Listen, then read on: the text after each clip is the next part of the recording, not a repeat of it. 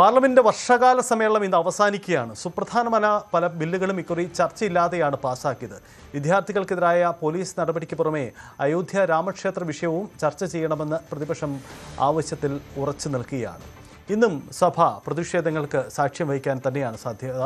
ഇന്നലെ ഈ വിഷയങ്ങളിലൊക്കെ ചർച്ചയാവാമെന്ന് ആഭ്യന്തരമന്ത്രി അമിത്ഷാ വ്യക്തമാക്കിയിരുന്ന സാഹചര്യത്തിൽ ഇന്ന് അദ്ദേഹം സഭയിലെത്തുമോ എന്നതും നിർണായകമാണ്. അമിത്ഷായുടെ രാജി ആവശ്യത്തിലേക്ക് കളം മാറ്റിയാണ് പ്രതിപക്ഷത്തിൻ്റെ പുതിയ നീക്കമെന്നതും ഏറെ ശ്രദ്ധേയമാണ്. കെ പി അഭിലാഷ് ചേരുന്നുണ്ട്. അഭിലാഷ്, ഇന്നത്തെ ദിവസം 11 മണിക്ക് പാർലമെൻറ്റ് ചേരുമ്പോൾ അവിടേക്ക് തന്നെ എല്ലാവരുടെയും ശ്രദ്ധയെത്തും. അതിൽ ഏറ്റവും പ്രധാനം അമിത്ഷാ എത്തുമോ, പ്രധാനമന്ത്രി സഭയിലെത്തുമോ എന്ന ചോദ്യമാണ്. ചർച്ചയ്ക്ക് വിധേയമാവുമെന്ന് ഇന്നലെ ആഭ്യന്തര പറഞ്ഞ സാഹചര്യത്തിൽ ഇന്ന് പ്രതിപക്ഷം എന്ത് നിലപാടെടുക്കാനായിരിക്കും സാധ്യത? സജിത്ത്, സമയം ഇപ്പോൾ 10:30 അതായത് പാർലമെന്റിന്റെ വർഷകാല സമ്മേളനം അവസാനിക്കുന്ന അവസാനത്തെ ദിവസത്തെ സമ്മേളനം ആരംഭിക്കാൻ ഇനി ശേഷിക്കുന്നത് 30 മിനിറ്റ് മാത്രമാണ്. ഇതിനുള്ളിൽ അമിത്ഷാ, അതായത് ഈ 30 മിനിറ്റുകളിൽ അമിത്ഷാ എന്ത് തീരുമാനമാണ് എടുത്തിട്ടുള്ളത്? ഈ അവസാനിക്കാൻ പോകുന്ന ഈ ദിവസം അമിത്ഷാ പാർലമെന്റിലേക്ക് എത്തുമോ?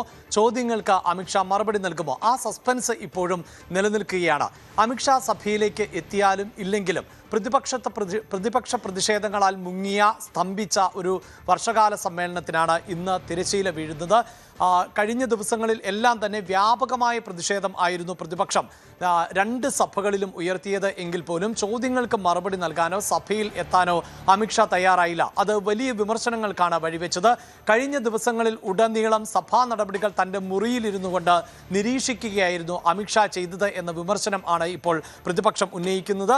അങ്ങനെയുള്ള അമിത്ഷാ കഴിഞ്ഞ ദിവസം ലോക്സഭാ സ്പീക്കർക്ക് ഒരു കത്ത് നൽകി. അതായത് വിദ്യാർത്ഥി പ്രക്ഷോഭങ്ങളുമായി ബന്ധപ്പെട്ട പ്രതിപക്ഷത്തിൻ്റെ ചോദ്യങ്ങൾക്ക് മറുപടി നൽകാൻ സർക്കാർ ഒരുക്കമാണ്. അതുകൊണ്ട് തന്നെ ഈ വിഷയത്തിൽ ഒരു ചർച്ചയ്ക്ക് സർക്കാർ തയ്യാറാണ്. അങ്ങനെ ചർച്ച നടത്തുന്നതിനെക്കുറിച്ച് പ്രതിപക്ഷവുമായി കൂടിയാലോചിക്കണം എന്ന കത്താണ് ലോക്സഭാ സ്പീക്കർക്ക് അമിത്ഷാ നൽകിയത്.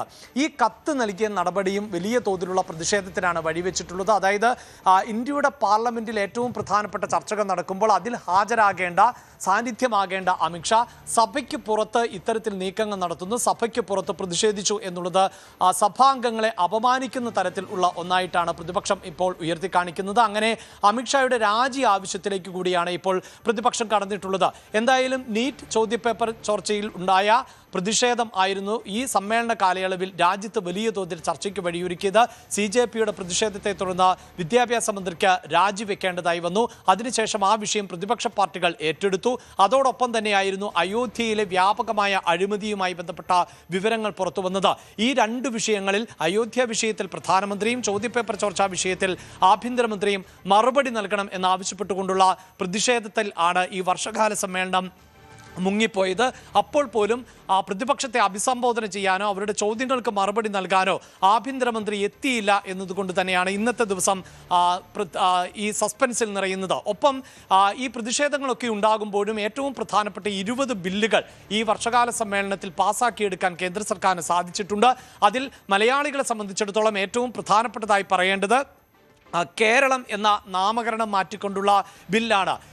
ഈ പാർലമെന്റിന്റെ സമ്മേളനത്തിൽ തന്നെ ഈ കേരള എന്ന പേര് ഔദ്യോഗികമായി കേരളം എന്നാക്കി മാറ്റുമെന്ന ബില്ല് എത്തുമെന്നറിയാമായിരുന്നു. അതിൽ ഒരു ചർച്ചയും നടക്കാതെയാണ് പാർലമെന്റിന്റെ 2 സഭകളും, ലോക്സഭയും രാജ്യസഭയും ഈ ബില്ല് പാസ്സാക്കിയത്. ഒരു കാര്യം കൂടി ഉള്ളത് സജിത്ത്, ഈ സമ്മേളന കാലയളവിൽ പാർലമെന്റിന്റെ നഷ്ടത്തിന്റെ കണക്കുകൾ ഇപ്പോൾ പുറത്തു വന്നിട്ടുണ്ട്. 175 കോടി രൂപയാണ് ഈ സമ്മേളന കാലയളവിൽ നഷ്ടമായിട്ടുള്ളത്. അതായത് 7023 മിനിറ്റ് ഇന്നലെ കൂടി കണക്കാക്കുമ്പോൾ പാർലമെന്റ് സമ്മേളനം നടക്കാതെ പിരിഞ്ഞു എന്നുള്ളതാണ്. ഇന്ത്യയുടെ പാർലമെന്റ് സമ്മേളനത്തിന് 1 മിനിറ്റിന് 2.5 ലക്ഷം രൂപയാണ് ചെലവ്. അതനുസരിച്ചുള്ള കണക്കനുസരിച്ചാണ് 175 കോടി രൂപയുടെ നഷ്ടം ഈ സമ്മേളന കാലയളവിൽ ഉണ്ടായിട്ടുള്ളത്. ശരി, അതാണ് സാഹചര്യം. എന്തായാലും നമുക്ക് 11 മണിക്ക് അതിലേക്ക് വരാം. കൂടുതൽ വാർത്തകൾക്ക് News 18 Keralam YouTube channel subscribe ചെയ്യുക.